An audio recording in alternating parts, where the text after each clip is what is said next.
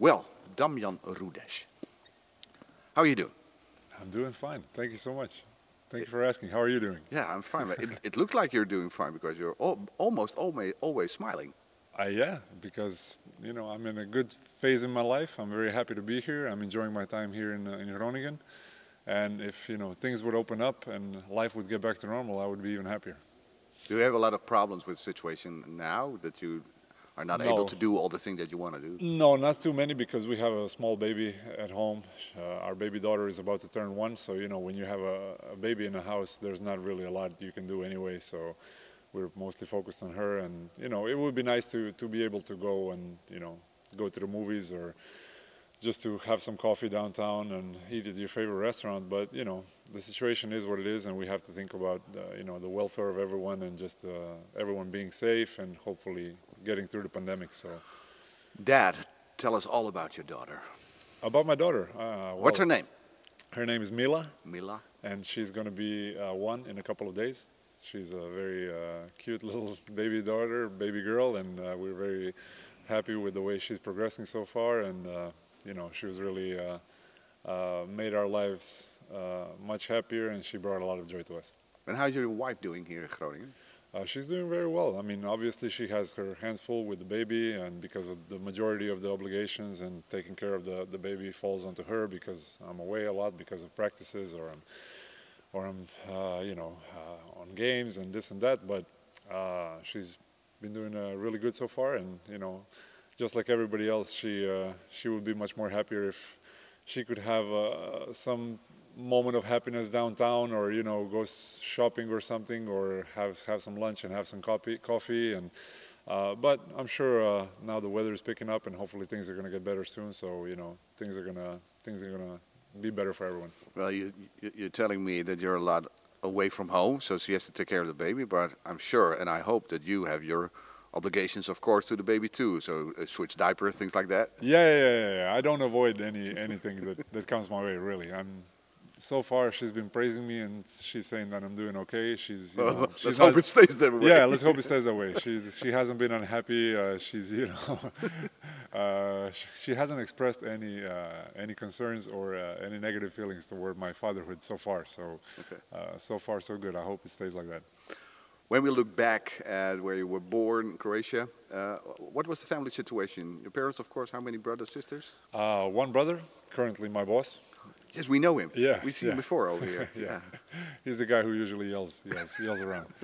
And only brother. Parents were professors of philosophy and Croatian. So mother was a high school teacher her whole life, and father owned a publishing company for books. So our folks come from an intellectual background, and they really try to install it in us throughout our childhood.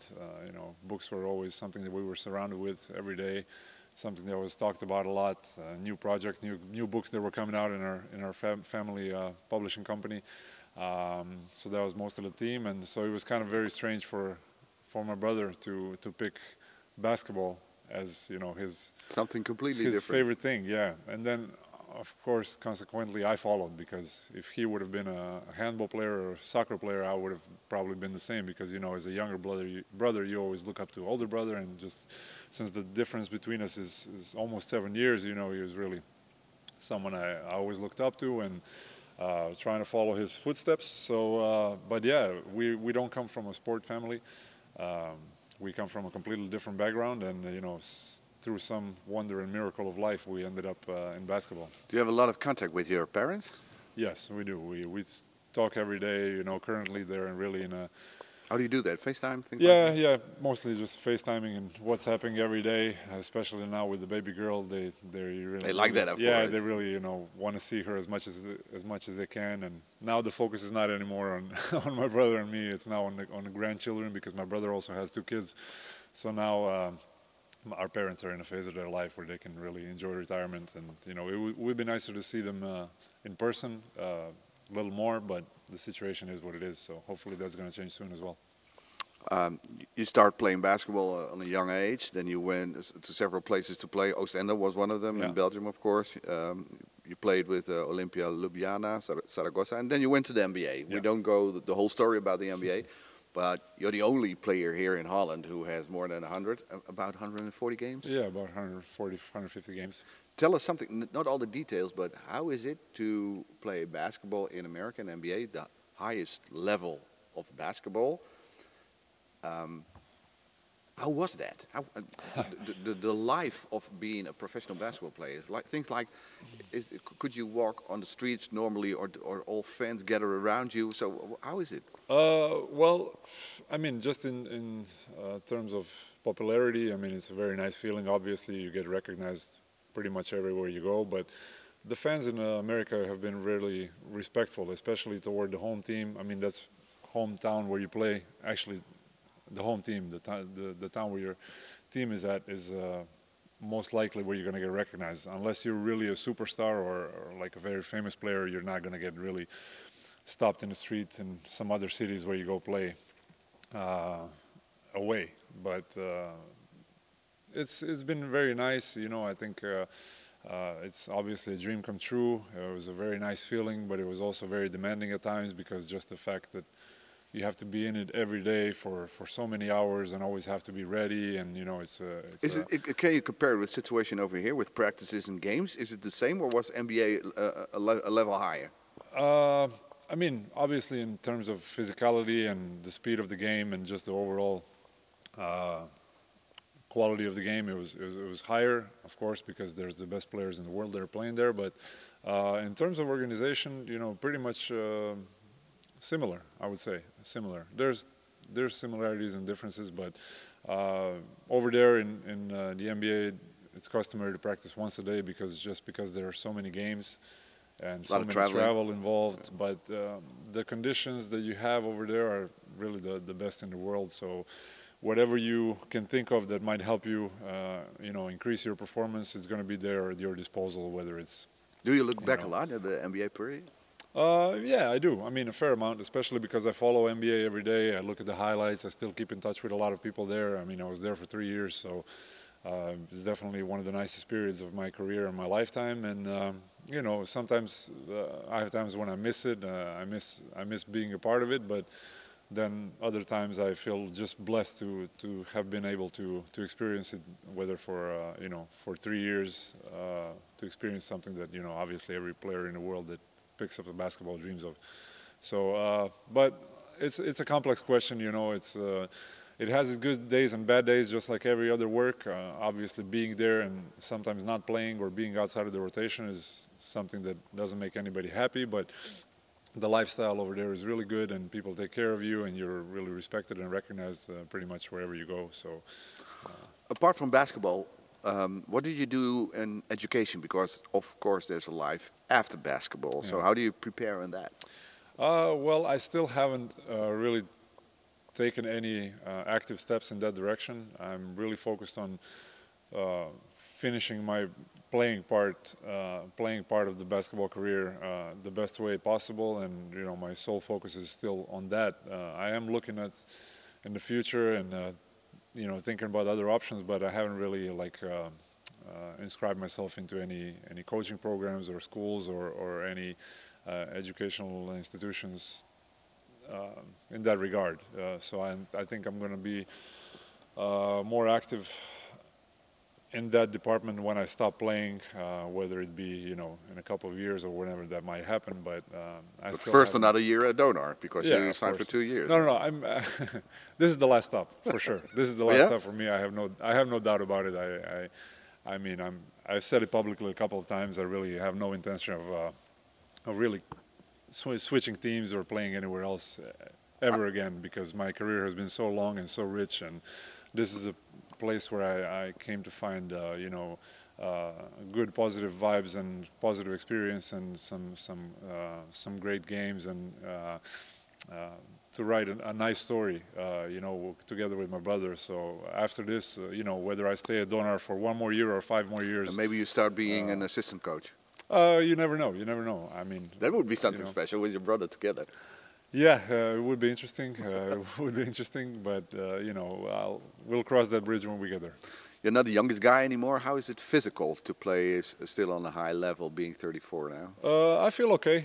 I feel okay. You know, obviously, you know, some of the things that were there a couple of years ago are not there anymore on a daily basis. You know, sometimes you're gonna have bad days and days when you don't recover as well as like you used to, or you know, your speed is really not there anymore like it used to be. But I feel great in my body, and I feel like the experience that I gathered in my career really helps me kind of navigate through it with more ease than before, because you know, with age comes certain level of comfort and experience that you have, and now I think I'm much better in positioning myself on the court and seeing situations develop, and you know, I don't rush through things like I used to when when you're young and full of energy. So it definitely has its upsides, but I feel okay. I'm ready to play. You know, of course, like any other job, there's good days and bad days, but we all know that. Yeah, of course. But I definitely feel okay, and I feel ready to play definitely a few more years. I talked to a couple of guys from the team, and talking about you, they gave their opinion about you. One of the things that almost everybody said, well, he was trying to make other players better. You're like a motivator, a manager of other players to help them, and they appreciate that. How do you look at that? Is that a main reason to be in a team like this, to help the others? Yeah, I still think I can do a lot better job at that, because you know, sometimes I'm still get caught up in how to improve my performance and how to get myself in optimal shape to play, because I think sometimes the best way to help a team is by being my best self, you know, and then sometimes I lose focus of maybe helping some teammates. But it's definitely a phase in my career where I think I'm able to share the knowledge and experience, and you know, I'm no longer you know, in a situation where I need to score 20 points every game, where I need to be the top scorer of the team. I really want to help the team move the ball and help the team play good basketball, and hopefully you know, help our younger guys with some good advice, and maybe, you know, with sharing some of my stories and seeing the little details on the court. I think that's valuable, and that's definitely something that I'm you know, more and more getting used to it, because that wasn't the role that I was really that I had until now that I'm you know, later on in my career. So. If you look at the results from Donar now, because it was a little bit disappointed, no, not a little bit, it was disappointed not to continue in the FIBA Europe Cup, of course, but still 2 more prizes to win in the cup and in the competition, of course. How do you look at that? You won 6 games from 7 now in competition. Can it still be get better, the team, or do you think this is a good level and we're getting the best we can during playoffs? No, I don't think anybody right now is satisfied with the way we're playing, even though we have 6 wins. I think we all know that our ceiling is way higher, and that we're yet to play our best basketball. I think we're making progress, you know, as the days go by. We had a little problems with injuries. We had, you know, a new player come in, Justin Watts, who's, you know, incorporated himself into rotation now, and those are all things that kind of take a while to develop and to crystallize. Also, the loss in the Europe Cup was something that really hit us hard. We were very disappointed because we had high ambitions in that competition, but you know, just like the Champions League, it all came down to basically 1 possession or 2 possessions. You know, Champions League, we lost it by 3 points, and so those are things that were not easy to process, but definitely great learning experiences, I think, for a team that has high ceiling, and you know, as long as we learn from those losses, I think we're going to be okay, because I would honestly be worried if we were just going undefeated and killing everyone in front of us, because that really doesn't make you prepared for the playoffs. I think you have to go through some adversity, through some tough losses, through some down points in the season in order to build from it and to learn from it, and then you kind of prepare yourself for the playoffs. If you look at the team, is there one particular guy that you have a special connection with?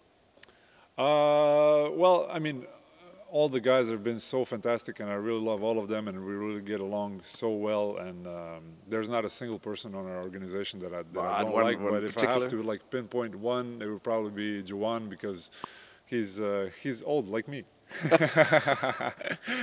So, but you know, Juan is a special guy because he played for my brother for 4 or 5 years. They won many trophies together, so I know him from before. So he's basically, you know, a part of the family because he's been through so much with my brother and went through many wars with him and won many trophies. So, you know, I really consider him as a part of our family and a guy that I definitely have a special connection with. Okay. Yeah. Well, thank you, Damjan. Yeah. Is there something you want to say to the world or the fans of Donar? Then you can use the camera right now. So this is your moment. Yeah, I can, you know, use this opportunity to say hi to everyone. Thank you for supporting us from afar. You know, we see everything that you write on social media. We can feel your support, but I know it's not easy. Hopefully everything is going to go back to normal soon. And, you know, this wonderful Martini Plaza that, you know, me or my teammates have never, I mean, most of my teammates have never experienced at full capacity with a loud crowd to get the adrenaline going. I hope we're going to see you soon and, you know, hopefully win many trophies this year. And that's it. Stay with us, and the tough times, they won't last. Yeah, there's one more thing, because you are a little bit active on social media, and I saw one thing a couple of months ago. You sang on Instagram stories. So maybe we can end this interview with a song by Damjan Rudez. I know that's tough because that was a one-time thing. You know, they knew it, I knew it, the person I was singing it to knew it. So it was just that's what made it special. So I think, you know, if I keep doing it over and over again, it's going to lose the sense of charm. So no, you know, new career in being a singer? No, definitely not. It was bad when I did it. You know, I so loved if it was good, I might be able to do it again. But I don't want to. You know, I don't want people to go through it again. Okay. Thank you, Damjan. Yeah, thank you. Spain. Just give me a reason, just a little bit's enough. Just a second while my hope in the bank, and we can learn to love again. And then the start. My wife is dying over there. She's begging me to stop. Just give me a reason, just a little bit's enough.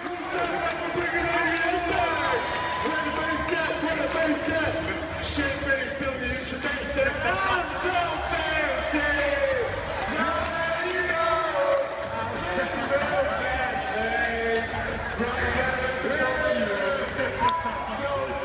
fancy.